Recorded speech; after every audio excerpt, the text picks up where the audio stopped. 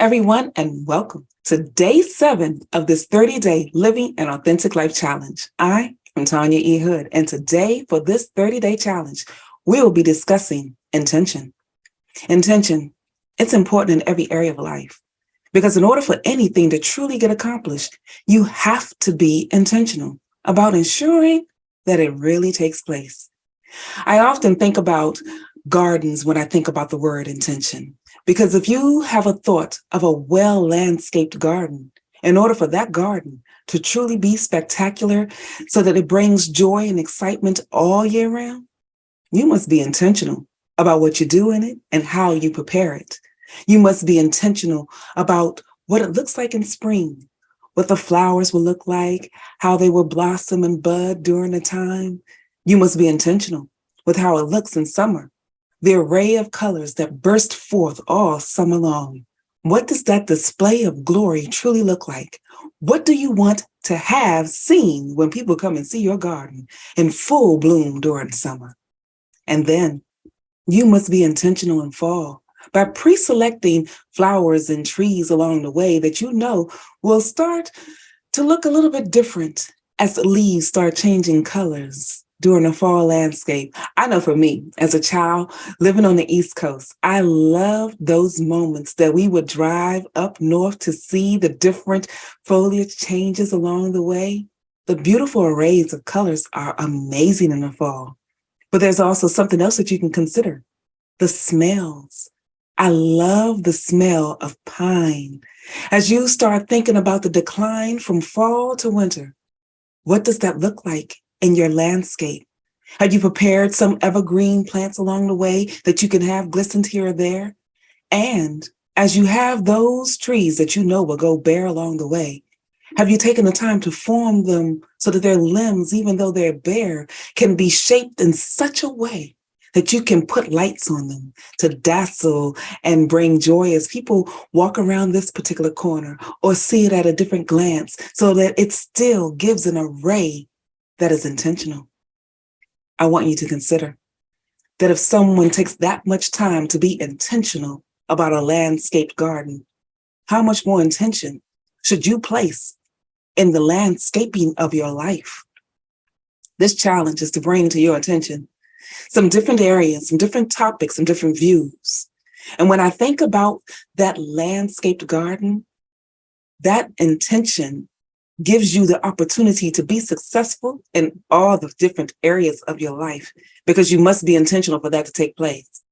So today, as we look at the various areas, I want to bring to your attention 4 pillars that I have used on numerous occasions while I was working on focusing in different areas of my life.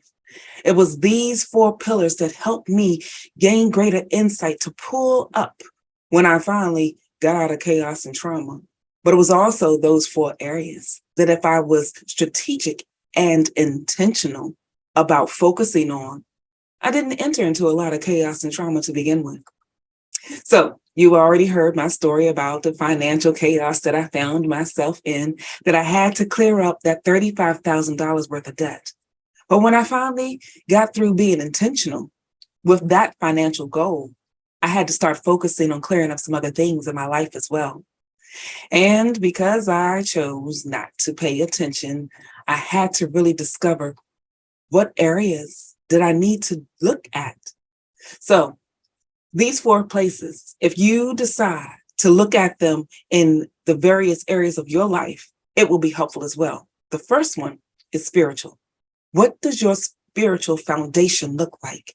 Because I was walking through my financial discovery and I rediscovered the spiritual element and developed a relationship with God.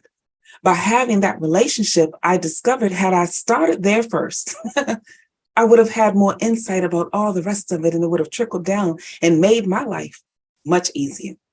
But after the spiritual, what I did next was focus on the physical because I ended up gaining an extra 25 pounds after my divorce. Now, 25 pounds may not seem like it's a whole lot, but on a 5'4" frame, that is a lot with what I was already hefting around. So I had to be intentional with how I was going to get my health back in order, get my body back in line so that I can begin to do some other things in my life that I desire. Because there are some places that you may want to go, that physically you'll be challenged. So let's not let that be your element that you have to deal with. And the last pillar, that's relational. It's the last one for me because it was the last thing I was going to take a look at anyway, having gone through the craziness that I had already walked through. So once I realized these 4 areas were areas that would give me the opportunity to be able to fully maximize, pick one. Just like a table has 4 legs, as you balance them out, the table becomes more sturdy. I had great views inside of the financial area because I've been working on that for 2 years straight. Now I had to level out my table by working on the physical part. And I had sort of balanced it a little bit with the spiritual, but I still knew there was still work to be done there. And the physical hadn't done much of anything with, so my poor little table was like lopsided, y'all. So when I made a decision to be intentional with focusing on just 4 areas, picking my health as one of those things I would look at, I started doing that by something I enjoyed. I danced my way through my elements of being healthy. Find what makes you joyful and enlightening and something that you can be intentional with walking through in those 4 areas. For me, it was dancing my way to get my health back together, to balance out my firm table of life. And so for today, day 7, let's be intentional about the areas of the life that we will look at.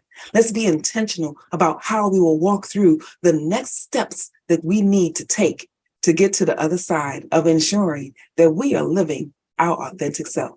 And if you want to join the conversation, there are people here on Zoom.